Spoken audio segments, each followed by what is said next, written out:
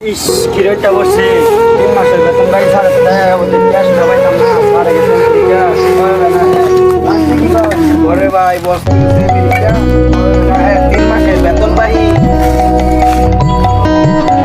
আমার বেতন বাড়ার লাগে চেয়ারম্যান কবে দেখি কাম না করতে কাম তো করতে দেখি কাম কি হইছে নাকি।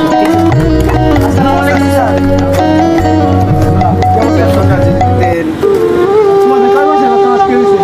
বেতন আটকে রয়েছে স্যার। এখন তো তোমাদের তো 3 মাসের বেতন আটকে রয়েছে।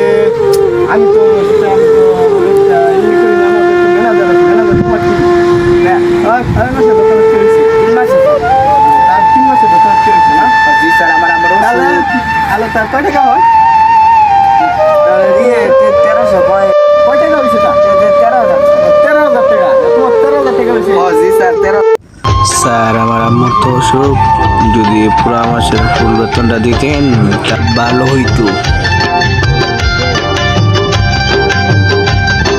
তোমাকে 2,500 টাকা দিয়ে দেই, এখন আমি ইটালি থেকে এলাম বুঝছো। না স্যার, যদি 3 মাসের টাকাটা দিতেন। আচ্ছা ম্যানেজার, সে আমার কাছ থেকে কয় টাকা পাইবে?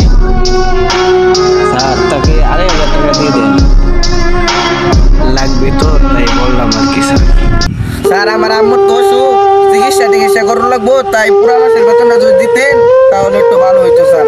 আচ্ছা ম্যানেজার, সে আমার কাছ থেকে কত টাকা বলবে? আপনি কাছ থেকে 5,000 টাকা বলবে। স্যার আমেরিকা থেকে আসলো, তুমি অর্ধেক তুলে নেও, পরে আর অর্ধেক যে পাবা পরে দেবো।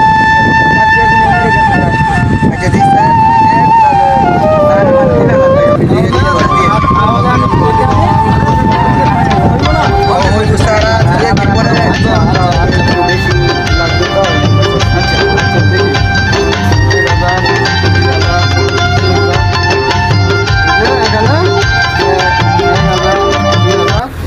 এই 3,000 টাকা দিয়ে তুমি কি করবে না?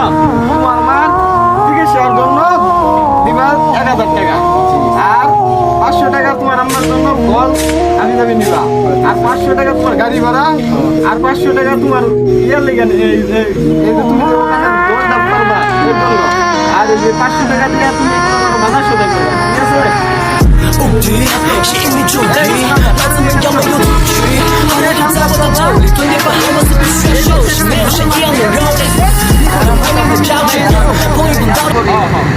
কিছু টাকা তোমাদেরকে বাড়াই দিব।